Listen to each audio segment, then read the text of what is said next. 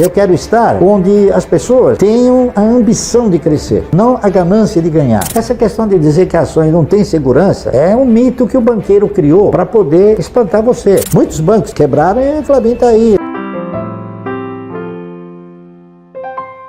Eu cheguei na conclusão que a única forma que você tinha de se aposentar seria ser parceiro de um bom empreendimento. Então o que eu fiz? A partir daí eu comecei a estudar com mais profundidade, né, a possibilidade de você se aposentar com ações. Eu fiz até um negócio que pareceu inoportuno na época, né? Em 1971, 72, eu já havia feito um estudo e eu tentei demonstrar que se você comprasse ações e você tivesse um programa definido, com metas, etc., você teria condições de, assumindo essa parceria, se aposentar. Então eu peguei uma empresa como exemplo e fiz um trabalho. Esse trabalho se chamou Ações Garantem o Futuro. E eu segui o trabalho, pura e simplesmente isso. Quer dizer, eu me convenci daquilo que eu tinha feito era realmente uma perspectiva, uma projeção factível, tá certo? E aí eu fui fazendo. Então eu fui comprando. Eu fui comprando ações, e na razão direta que as ações deixavam de ter a sua função, que era de ter o quê? De ter um dividendo mais inteligente, ou um dividendo que pudesse me proporcionar uma renda mensal, assim, eu diria, confortável, né?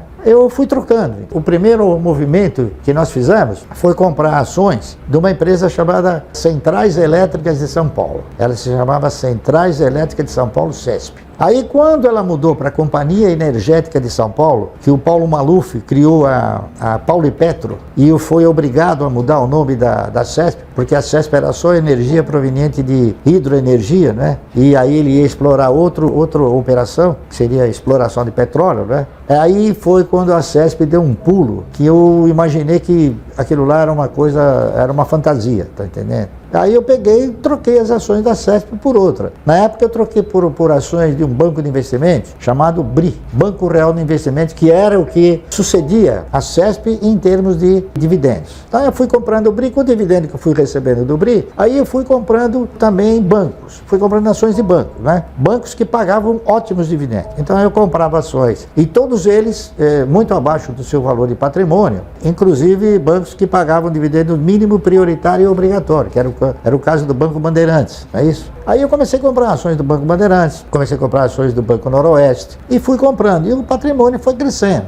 No meio disso tiveram algumas investidas, né, que acabaram produzindo capital que foi aumentando essa posição acionária, né? Tudo começou assim. Quando eu recomendo a pessoa fazer uma carteira de previdência, a primeira coisa que eu digo para a pessoa é o seguinte: você tem que incorporar o espírito do investimento e o sentido da parceria. Tá entendendo? Você tem que sentimentalizar que você não está comprando ações pelo simples fato de comprar. Você está comprando ações de um projeto que possa ser bem sucedido, tá correto? E eu passei a fazer isso. Eu passei a examinar projetos, principalmente de empresas que tivessem duas características, né? Que o setor fosse um setor perene e que ele produzisse sustentabilidade. Quando você define o que você vai fazer, e na minha opinião todos deveriam definir isso, né? Que não adianta você comprar ações de uma construtora que não tem essa perenidade, nem tem essa sustentabilidade, e outras empresas também. Então, você vai onde tem o quê? A perenidade, a perspectiva da perenidade e a sustentabilidade. Então, as ações que eu tenho são ações que possuem essa característica. Simplesmente isso, tá entendendo? É por isso que eu não tenho milhões de ações, eu tenho uma quantidade reduzida de ações.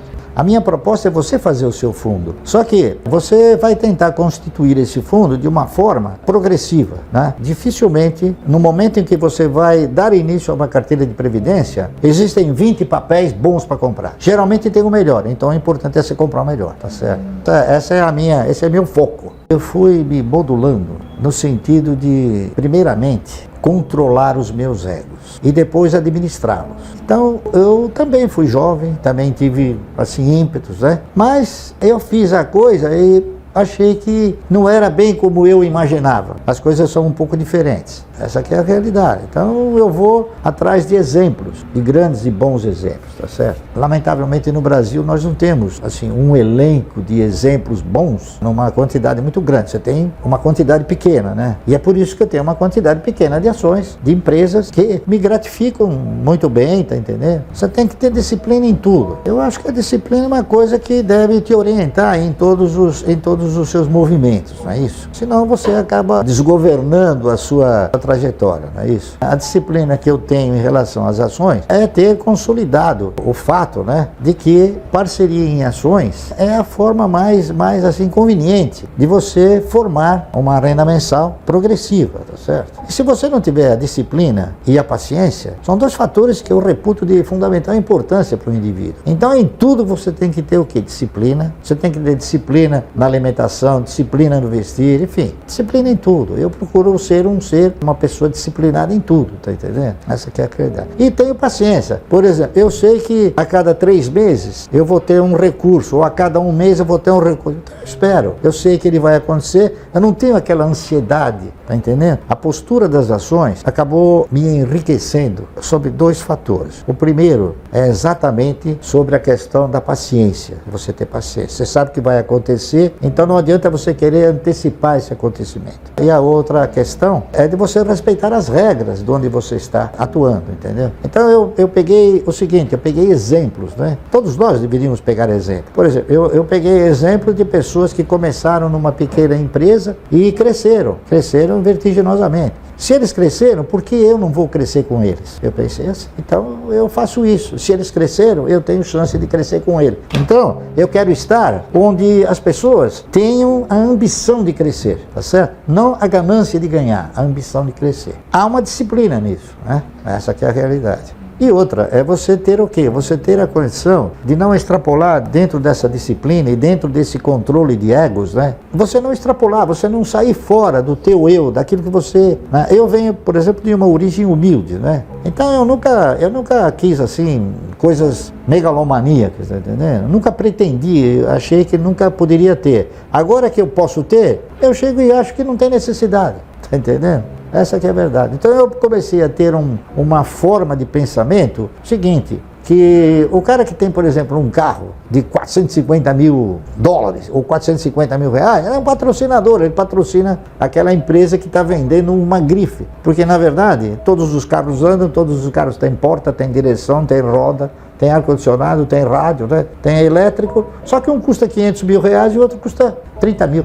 Eu acho que o controle desses egos é mais no sentido de você não querer demonstrar que você está andando numa coisa que você talvez nem goste, talvez você nem tenha podido comprar, e se comprou foi só para agradar quem você não gosta, tá entendendo? Eu acho que você tem que programar a sua existência, né? Você tem que programar a sua existência de forma tal que você mantenha um certo poder, é isso? Para você ter a condição de se manter bem. Então o que eu fiz foi isso. Eu falei, bom, o que eu preciso para me manter e viver bem? O que é viver bem? Viver bem é fazer tudo o que você gostaria de fazer, tá certo? Sem você olhar para a questão de falar, não, isso aqui eu vou fazer e vou jogar fora, entendeu? Então eu procuro fazer dentro de uma lógica, dentro de uma racionalidade e dentro de uma competência, entendeu? Então, por exemplo, quando eu tiver que comprar alguma coisa, eu vou falar, bom, mas eu preciso disso. Se a resposta for, precisa, ótimo. Mas eu posso? Pode. Então aí eu compro, tá entendendo? Então eu coloco esses egos, eu misturo numa panelinha esses egos aí e faço essas perguntas para mim mesmo.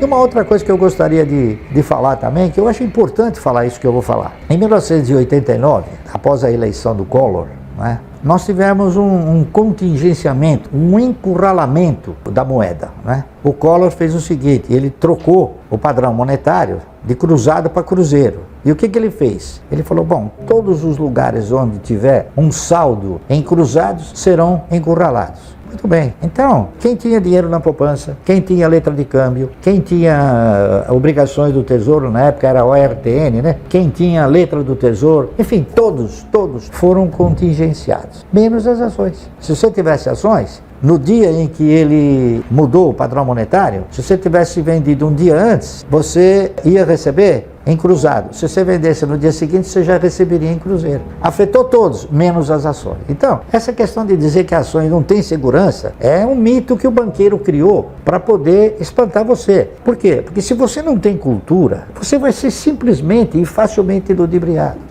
Por que você empresta dinheiro para o governo e não compra grandes projetos? É cultura, não é isso? E você tem medo, alguém colocou na sua cabeça, não, você vai comprar ações, pelo amor de Deus, né? O cara vai quebrar. Esse cidadão que fala que o cara vai quebrar, ele não sabe, por exemplo, que a Klabin tem 120 anos, né? Muitos bancos quebraram e a Klabin está aí, a Klabin, a Suzano, enfim, outras empresas. O meu conceito de riqueza é o seguinte, eu acho que rico é aquele que se contenta com o que tem. Eu sou um cara pobre, tá entendendo? Essa que é a verdade.